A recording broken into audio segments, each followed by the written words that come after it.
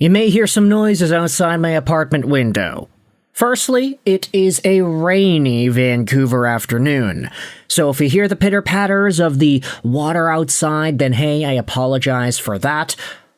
Also, I think at the moment the guy with the garbage truck is outside my apartment using the big heavy machinery to lift some of those big green bins into the compartment there. You might hear some whirring, you might hear some steering, you might hear some beeping, so I apologize for that. But I wanted to go out there and talk about the Vancouver Canucks today in a capacity that is not strictly Quinn Hughes trade talk related. So, let's get into what Canucks lines looked like today, because I think that just acknowledging this group of guys at this point in time is super important when you remember the fact that Vancouver is literally last place in the NHL standings. Yeah, that's right, the Nashville Predators ended up beating the Colorado Avalanche yesterday in a shootout, which is crazy in its own right because Nashville's 31st in the league, Colorado's number 1. Shout out to Cale Makar for getting the game-tying goal with 8 seconds left in regulation or whatever it was. But Nashville, with their win yesterday, is now above Vancouver. The Canucks are last in the NHL via points. The Canucks are last in the NHL via points percentage. Make no mistake about it, people. They are the worst team in hockey this year. And the funny part is, Adam Foote would go out there and say that, yeah, no, why are we last? It's because of injuries. Look at this team. No Filipino, no Elias Pettersson, no Thatcher Demko, I guess, until tomorrow, because he is going to start playing again. Totally don't know if he is going to be good, but we'll see. Good, like, literally actually good enough to play, and good health-wise to stick around, but this Canucks roster is totally chalked. I mean, when Sasson is your first-line center, Sasson, when he is your first-line center with Linus Karlsson and Jake DeBrusk, you know that is not a team that is worth putting any playoff stock into. Evander Kane could be on his way out. Drew O'Connor could be on his way out. Kiefer Sherwood is on his way out. David Kampf didn't make the Maple Leafs, and now he's a third-line center in Vancouver. Lucas Reichel was traded for chump change, and now he's getting scratched. Bottom of the lineup material here. Hughes, Hronek, D. Petey Myers, Marcus Pettersson, Villander, and P.O. Joseph as the spare. Honestly, the decore's pretty good. Like, if we're going to be real here, Vancouver's defense score, for as bad as the defense has actually played this season, because Adam Foote's head coaching just isn't really that great, I'd say personnel-wise, this decor is pretty strong. And we all recognize that Vancouver's strength this season was going to come from their defense, but with the inconsistency on the back end, leaving guys wide open, whether it's Nate Danielson, Andrew Kopp, or whomever, I just don't really think that this Canucks roster is good enough to contend.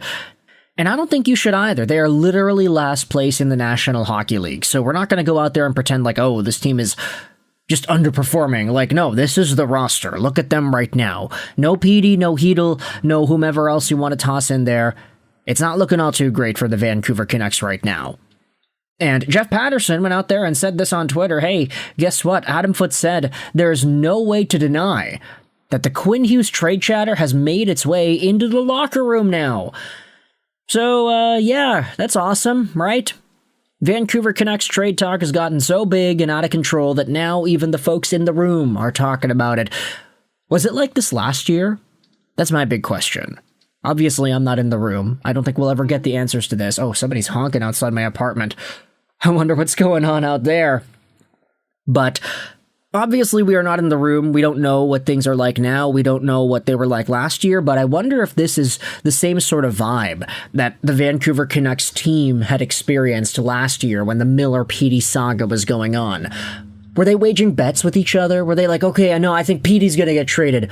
Oh, it's going to be Miller. Millsy's going to go over to this team. Nah, Petey's going to go over to that team. Maybe both of them get traded. Which, admittedly, was a very real possibility last year. The idea of both Petey and Miller getting traded. But now, it's just Quinn Hughes. And I guess Kiefer Sherwood as well.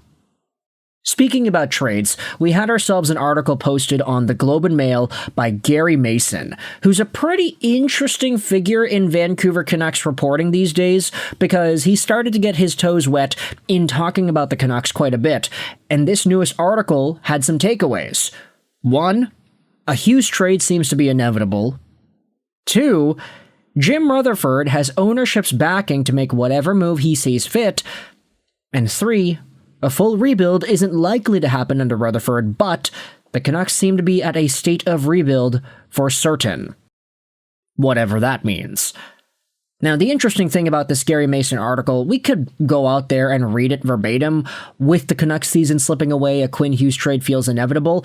This is all pretty good info, but I do want to dive into the Reddit side of things, because this article was posted twice on the Canucks sub, once by Dinosaur Machine 11 and another by Paper Moonshine. This quote is from the article. "I believe Jim Rutherford has the complete support of ownership on whatever moves he ends up making." Now, the top comment from Greg the Great goes out there and explains why we should be taking this seriously. For anyone unaware, Gary Mason is Aqua's media confidant. Confidant. This is functionally Francesco Aquilini coming out and saying that he isn't going to block an inevitable Quinn Hughes trade or a rebuild. Paper Moonshine then expanded more on this. "Fans are bracing for the moment when Sportsnet's Elliot Friedman will break the news of what the team received in exchange for Hughes. It will go down as arguably the biggest trade in the team's history, which is why it may not happen immediately." He also said this: "Rutherford has 3 Stanley Cup rings on his resume as a team builder, but he also turns 77 next year. A young 77, but 77 nonetheless. He certainly would not fit the profile of someone suited to the team in a tear-down rebuild mode. And yet, that seems to be where the Canucks are at, if not a complete tear-down, in a state of rebuild for certain. I believe Rutherford has the complete support of ownership on whatever moves he ends up making." So with that in mind, when you think about Vancouver and the potential of a rebuild all of a sudden being thrown out there into the open as something that's a lot more likely than unlikely with this ownership, I do start to get a little bit more excited. Like, it doesn't even have to be Rutherford. Rutherford could be gone from the Vancouver Canucks organization by the time Vancouver really starts to take steps towards that rebuild. But as long as he puts the pieces in place to get that started, getting a bunch of draft picks, getting a bunch of young guys, and not just saying, all right, well, we got to get Quinn Hughes off the team, and we got to get a center. Ryan O'Reilly, come on down. Robert Thomas, come on down. As long as it's not that desperate to try to make the team compete now, which essentially, look at this team right now. Do you think this team is a Robert Thomas or a Ryan O'Reilly away to be competitive? Especially when you cross out Quinn Hughes and you promote everybody else here. D. Petey will be a first-line guy. P.O. Joseph will be a full-time guy. Like, no, this team is not ready to compete right now. They stink. And so, with Rutherford essentially being given the go-ahead to make whatever moves it is that he wants, this is where the Canucks will have to be patient. When you can get the biggest haul in franchise history, you better weigh your options carefully, Greg the Great said. I wouldn't expect or want them to make this trade immediately, as long as it's done before the deadline. It's scary, but this could absolutely be a franchise-defining year. There's potential to get either Nemec and Mercer, or Danielson and Edvinsson, a first, a late first for guys like Sherwood or Garland, and our choice of McKenna, Stenberg, Lawrence, or Verhoff. There will be growing pains, but holy crap, the Vancouver Canucks could have a year that could be historical in hindsight. Or they could trade all those first-round picks back out for mediocre roster players to stay competitive. Yes, Sperry Kotkaniemi, Robert Thomas, Ryan O'Reilly, Steven Stamkos, come on down. Either way, you can let me know your thoughts in the comment section below. How do you feel about Quinn Hughes trade talk entering the room, this being the current status of the Vancouver Canucks, and a rebuild actually being on the table at this point? Thoughts in the comments section. Do you believe it? Do you not? I hope you enjoyed this video. And bye.